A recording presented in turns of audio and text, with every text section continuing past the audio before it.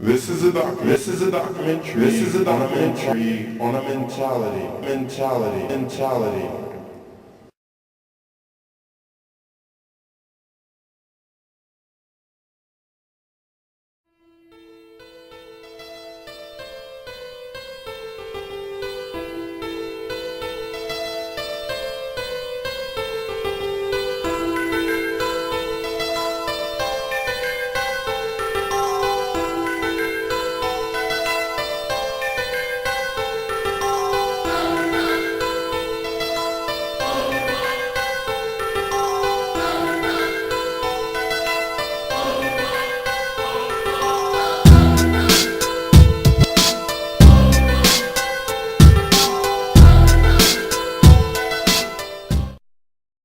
The World Health Organization predicted by the year 2020, mental health will be the second leading cause of death.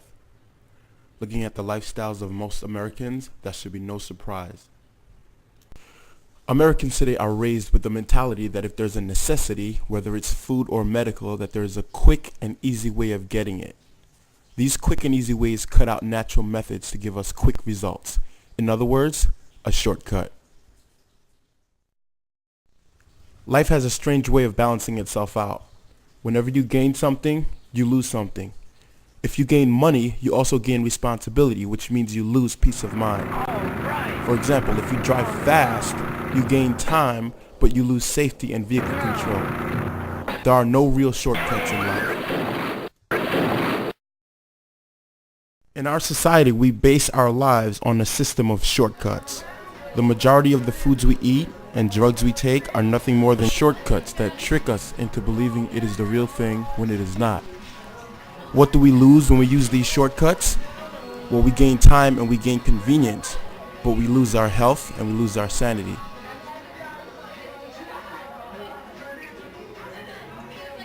The American mentality contradicts natural methods of eating, sleeping, healing, and functioning.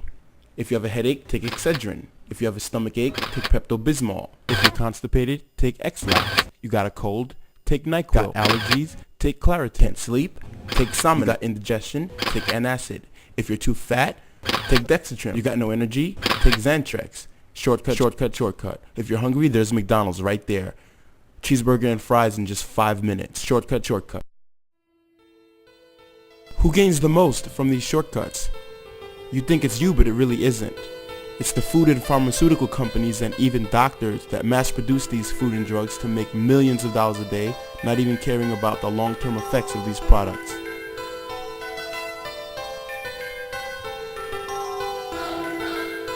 The more we keep this mentality of shortcutting natural processes, the richer the food, drug, and medical industry will become, and the sicker you will become down the line. What we fail to realize, or what we've been trained not to realize, is that life is much simpler than we think it is.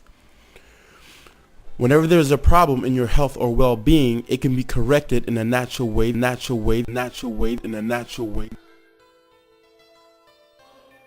medicine. It was the first example where we learned that diseases may be caused not just by infectious agents, but by the simple absence of a single substance from our diet, a vitamin. Whenever there's a problem in your health or well-being, it can be corrected in a natural way that gets to the root of the problem, instead of masking the problem with drugs that don't heal but temporarily relieves the problem at the moment.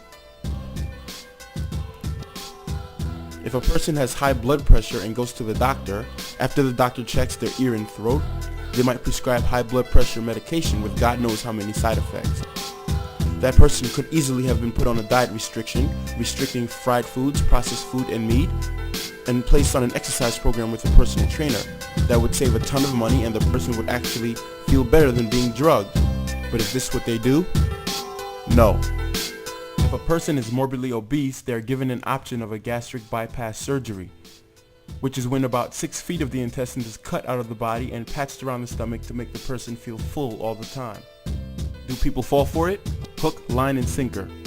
This process costs over $20,000, leaves a nasty scar, and some people even die during the process. There are other methods like stomach stapling and that new surgical rubber band that is placed around your stomach to choke your stomach into feeling full all the time. Does it make you lose weight? Yes. Is it good for you? Of course not. You can also lose weight by smoking crack. That doesn't make it a good idea. Wouldn't it be easier in society to promote healthy eating and exercise from childhood instead of this or this? But why would they? This is a business, remember?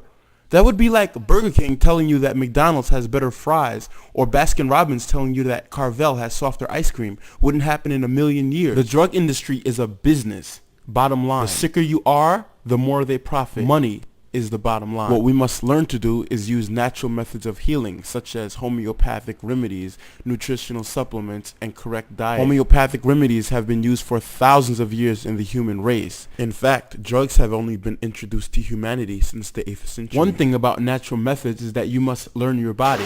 If they never made Dexatrim or Slim Fast, people would have to learn to eat healthy and exercise, and eventually the weight loss problem would shrink. But to the contrary, every year, more and more drugs hit the shelves, and America still gets more and more overweight at younger ages with more diabetes and high blood pressure deaths. No one ever looks at drugs as being part of the problem, when it's actually a big part of the problem. No one notices the wolf guarding the sheep. Drugs do not belong in our system, and to our immune system it is foreign, which is why there are side effects. Drugs may temporarily mask a problem, but in the long run, your immune system becomes weaker from the constant abuse, and you become more likely to suffer from illness. Drugs have been a major factor in the deaths of many people.